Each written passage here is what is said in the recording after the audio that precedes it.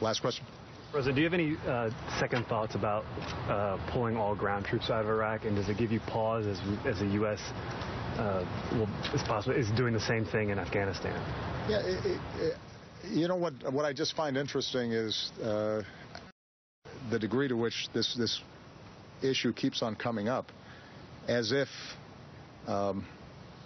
this was my decision.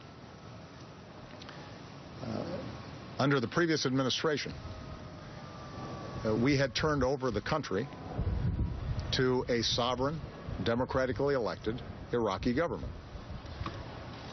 In order for us to maintain troops in Iraq, we needed the invitation of the Iraqi government, and we needed assurances that our personnel would be immune from prosecution if, for example, they were protecting themselves and ended up getting in a firefight with Iraqis, that they wouldn't be hauled before an Iraqi judicial system.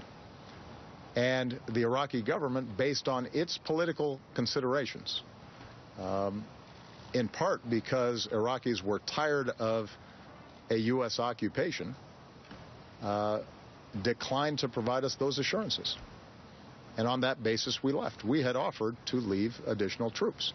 So when you hear people say, do you regret, Mr. President, not leaving more troops, that presupposes that I would have overridden this sovereign government that we had turned the keys back over to and said, you know what, you're democratic, you're sovereign, except if I decide that it's good for you to keep 10,000 or 15,000 or 25,000 Marines in your country, you don't have a choice,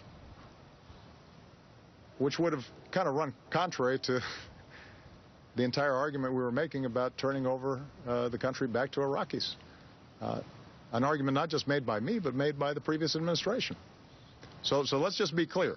The reason that we did not have a follow-on force in Iraq was because the Iraqis were, a majority of Iraqis did not want U.S. troops there.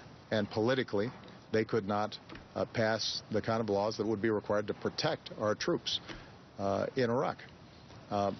Having said all that, if in fact the Iraqi government behaved the way it did over the last 5-6 years, where it failed to pass legislation that would reincorporate Sunnis and give them a sense of ownership, if it had targeted certain Sunni leaders and jailed them, if it had alienated some of the Sunni tribes that we had brought back in during the so-called awakening that helped us turn the tide in 2006.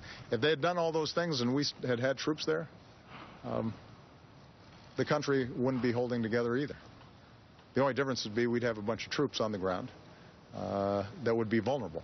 And however many troops we had, we would have to now be reinforcing. I'd have to be protecting them, and we'd have a much bigger job.